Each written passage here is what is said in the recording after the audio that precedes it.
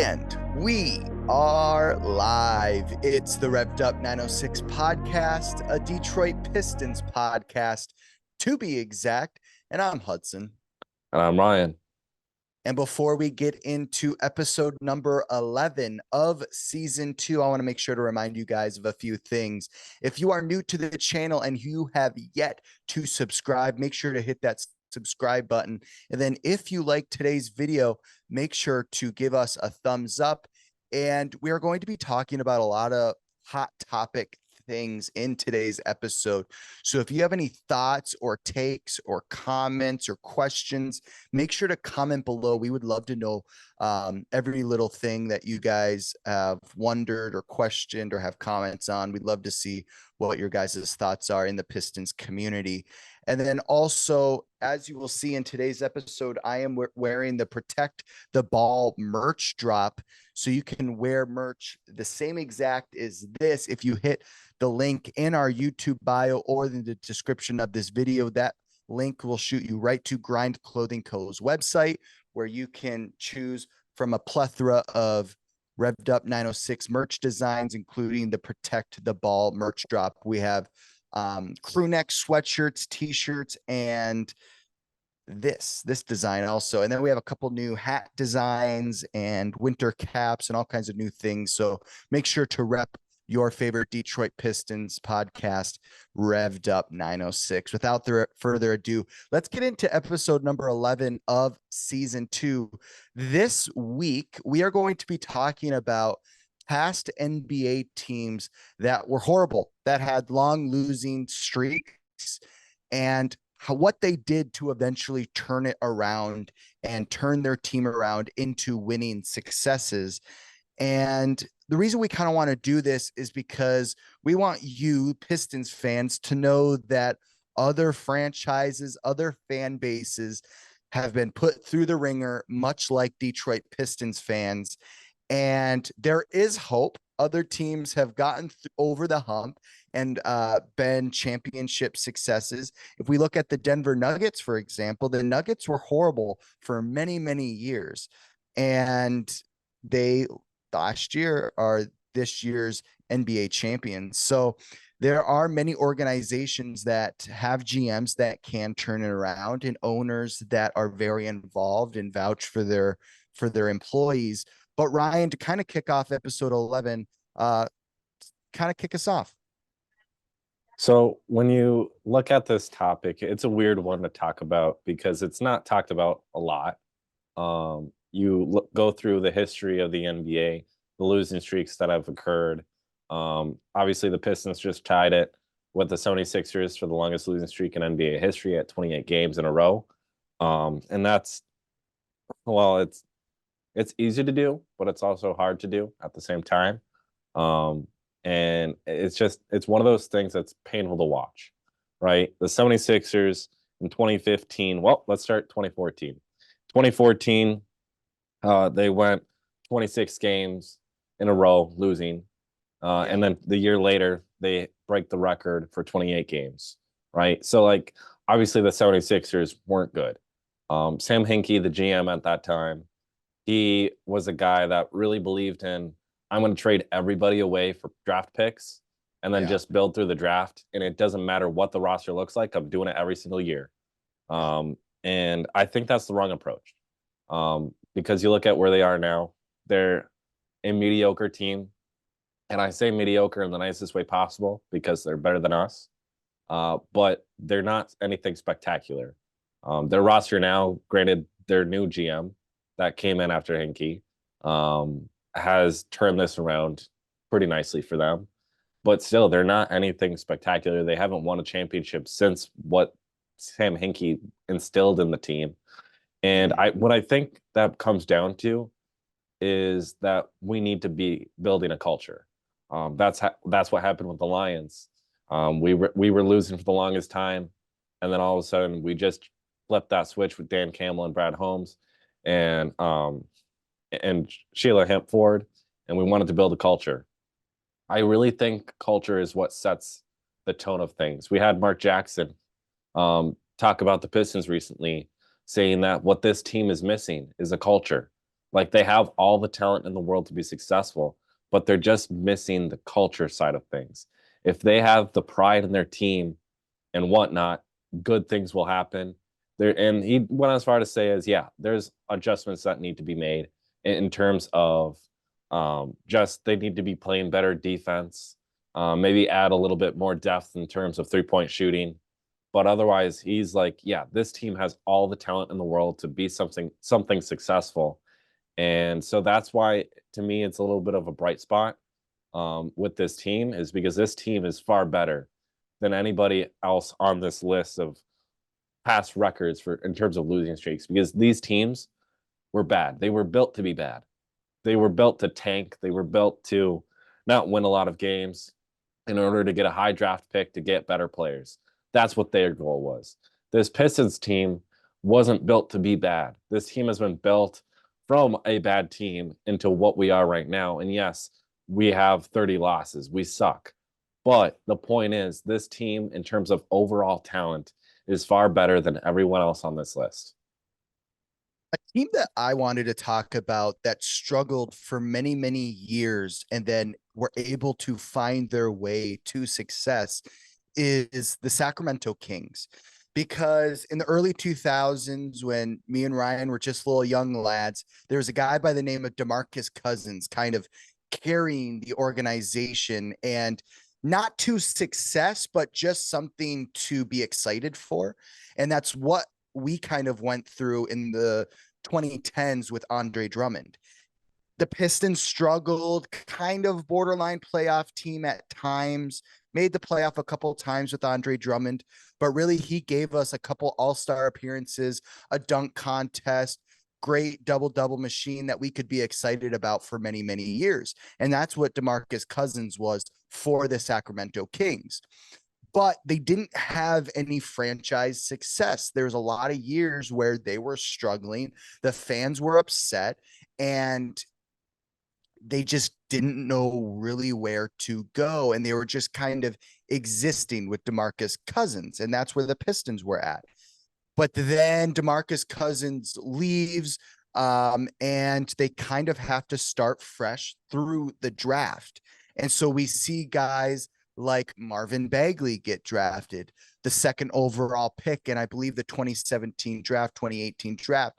So the organization, the Sacramento Kings, are starting to get very excited. What is in store for Marvin Bagley? This guy might be the beast.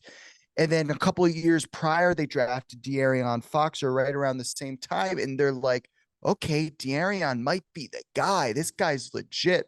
So we start seeing the Sacramento Kings build up these draft picks of De'Aaron Fox, Marvin Bagley. But then, the Sacramento Kings kind of plateau. They know that De'Aaron Fox is this borderline all-star that is very legit in today's NBA and can put up big numbers at times. But then Marvin Bagley doesn't quite pan out, deals with a lot of injuries, and isn't really leading to winning basketball. So then we see Marvin Bagley get traded to the Detroit Pistons, as we know. But they know that De'Aaron Fox is this guy that can lead an organization if the right guys are put around him. Well, then we see the Sacramento Kings trade for Domantas Sabonis. And that was a great trade for them because it gave them consistency at the 5 position. And then we see them in recent years go out and get Malik Monk and Kevin Huerter. And they've been able to keep Harrison Barnes around, which is a great move for them, a savvy vet. So they go and get the 3-point shooters, the consistent big, the consistent 3-and-D guy in Harrison Barnes. And then they get another great draft pick in Keegan Murray from Iowa last season.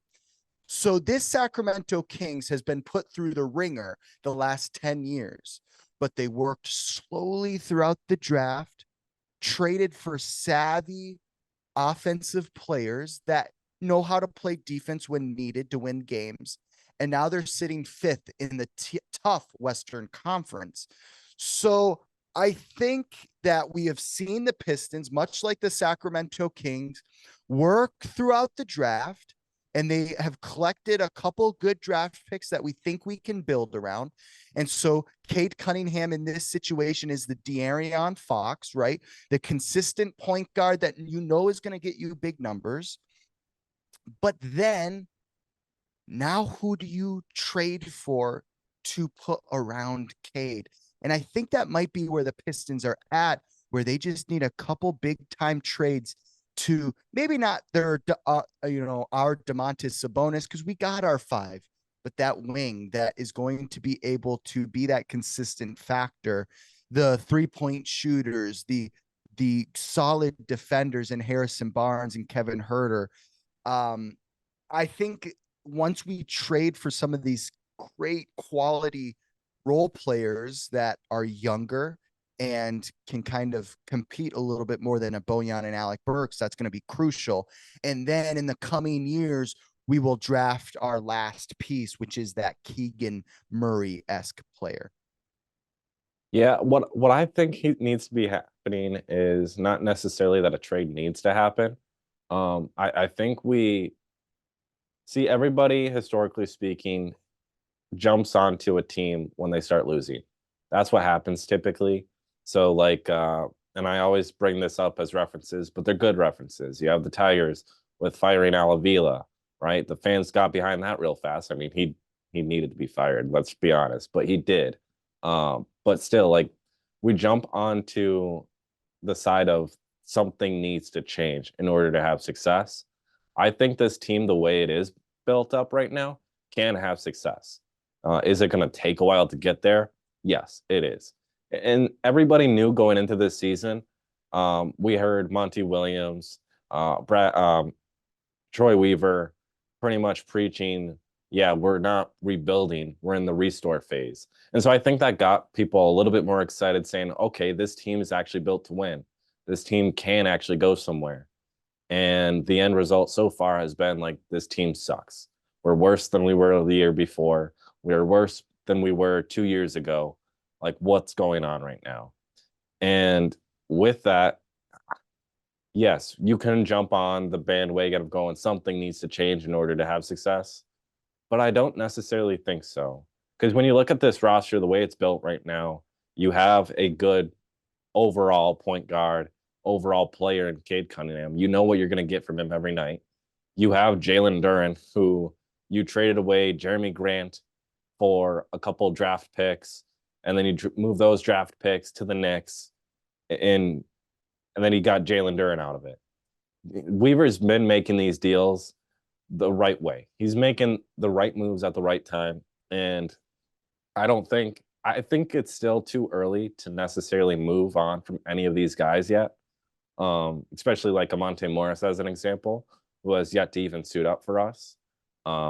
He should be back. It should be getting reevaluated, by the way, this week or next week to see if he's ready to come back or not. But that's a positive note. But the point is, I don't necessarily think you need to make a move, like a sudden move.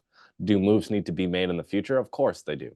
Weaver still needs to make a move, a big time move, to get a big time player. He still needs to do that to prove, like, yeah, he can really handle this. He's a good GM. Because from my perspective, he's a good GM so far. But he still needs one more move to make. And it's obvious that a move does need to happen.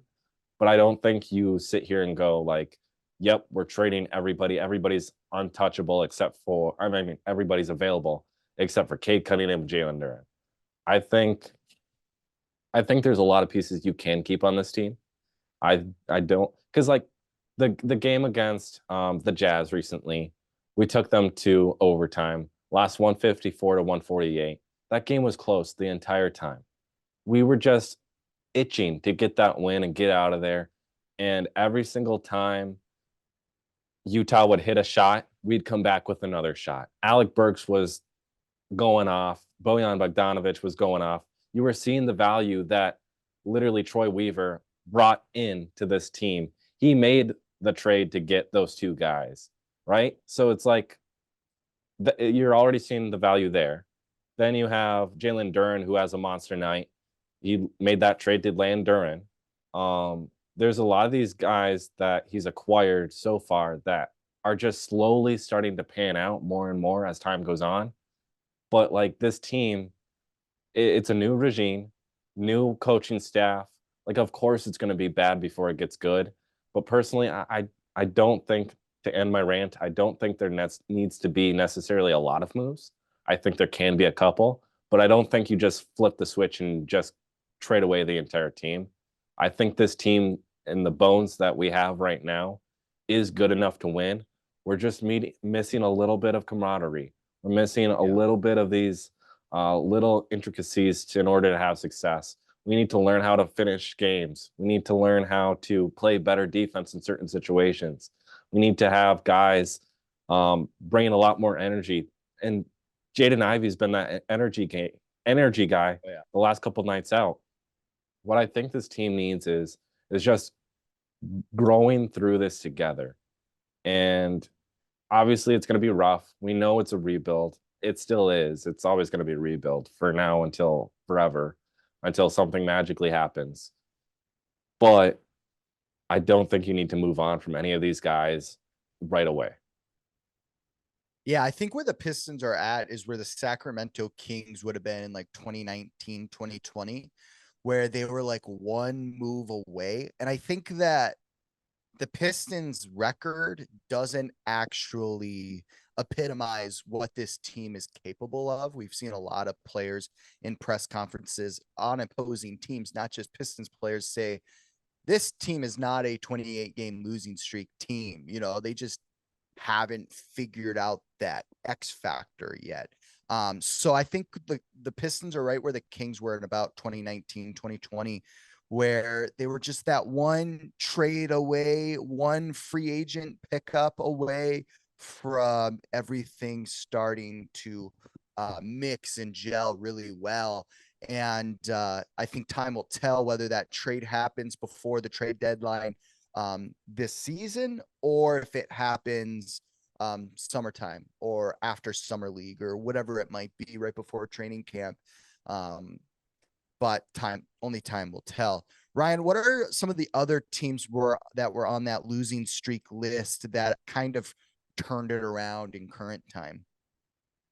Well, you could go as far as like the 2010 Cleveland Cavaliers there. If you look to what they did in that year, they went on to draft Kyrie Irving, which was a big piece in LeBron James' return and going on to win a championship and be contenders every year, with the likes of Tristan Thompson, LeBron James, J.R. Smith, and then Kyrie Irving. Other than that, though, like the Charlotte Bobcats, aka Charlotte Hornets, they have not been anything spectacular. Their best player is LaMelo Ball, and that's about it. Denver was terrible in 97, 98. Wasn't good until 2003, which would have been Carmelo Anthony. But then it took them a while to even be good again because they traded away Melo to the Knicks. And then they've been until Nikola Jokic and Jamal Murray have arrived. Vancouver Grizzlies, aka Memphis Grizzlies, they still suck. I'm sorry, they do. Dallas Mavericks in '93 were terrible. It wasn't until Mark Cuban came in, and that's when they finally started having success outside of having Dirk Nowitzki, who is one of the best players of all time. The Houston Rockets in 2021 on this list at 20 games in a row, but still haven't turned it around. I mean, they're better now than they were then, but it's not much different. The Knicks in '85, still bad. They won't win in our lifetime. And then the 76ers again in 1973 had 20 games in a row.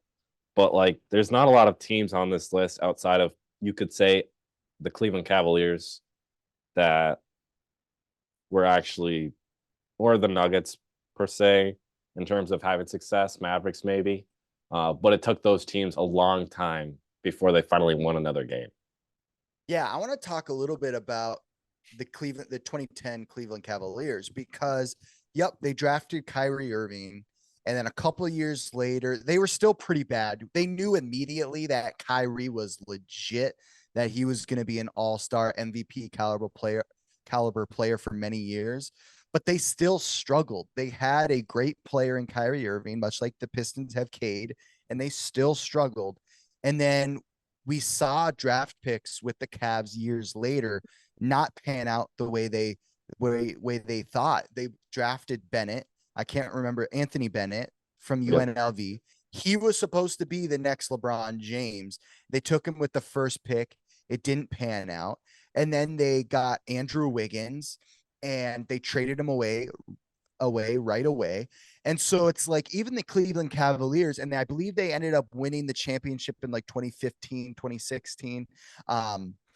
But even the Cleveland Cavaliers, which eventually in 5, 6, 7 years had a championship, they went through the ringer when it was 2010 to like 2013, 14. They were struggling for a long time.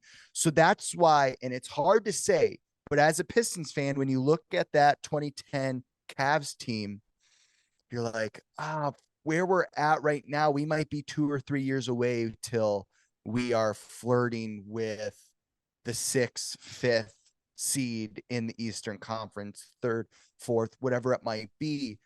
But sometimes it just plain out takes time. And I know as Pistons fans, it's been a 23-year drought since we were like actually competing in the playoffs.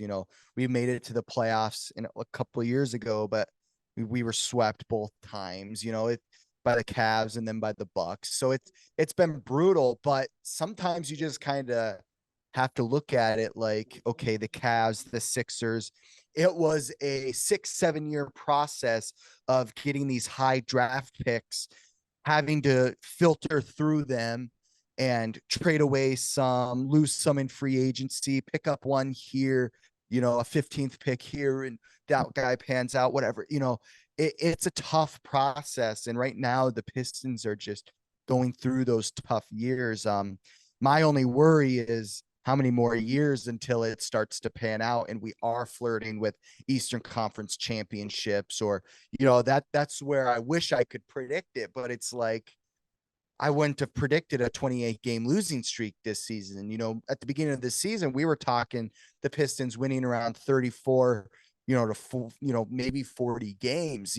That's kind of where our heads were at.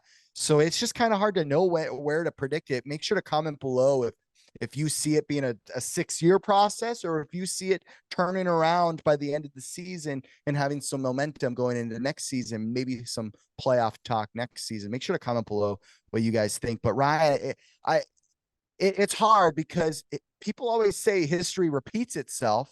And in this case with the Pistons, we look at the 76ers, we look at the Cleveland Cavaliers, and we're like, well, hopefully history repeats itself, because that means that the Pistons have a lot to look forward to. But Ryan, what are your thoughts on a possible timeline after talking about these other teams and seeing that it took a couple of years? What are some of your thoughts on a timeline till the Pistons are maybe competing? Well, first off, we do have a good structure so far. When you have Cade Cunningham, Jalen Duren, and then even as far as Asar Thompson, and then you throw in Jaden Ivey too. Those 4 guys are good. It's a good structure to start off with. Obviously, there's still a lot of holes on this team. Defensively, we are terrible. We still need a little bit more 3-point shooting help. But otherwise, outside of those 2 concerns, this team does have good bones. And my only worry within this process of predicting when the Pistons are actually competing and whatnot is Cade Cunningham. And I after thinking about it more and more as time goes on, I'm starting to think, and I want to be wrong. That's why I'm saying this. I want to be wrong. But I think Cade Cunningham is not like an Isaiah Thomas where he's instantly going to change the culture of the Pistons.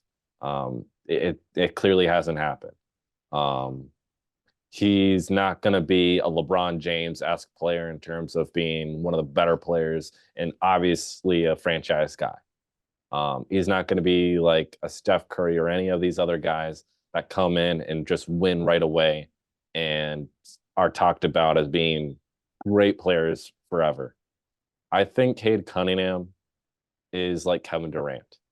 Kevin Durant needed players around him in order to win. And I think Cade needs players around him in order to win.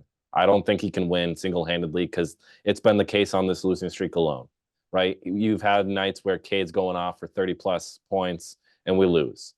So clearly we need everybody else. It can't just be him. And then also to that point, basketball is a team game. It's not an individual game. Yes, there are great individuals that you end up winning games with, but it's a team game overall. Every single team sport out there is a team sport for a reason. There's no I in team. But in terms of predicting this for when we actually have success, it's tough to say because we thought, like you mentioned, going into this season, we were going to be hovering around 30 plus wins. And that hasn't been the case so far. We lose 28 games in a row.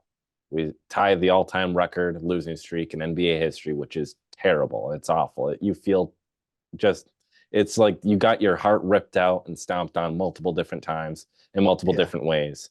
But in order to predict where this team can go, I think obviously there's a lot more bright spots than negatives in terms of predicting where this team goes based off what we have right now.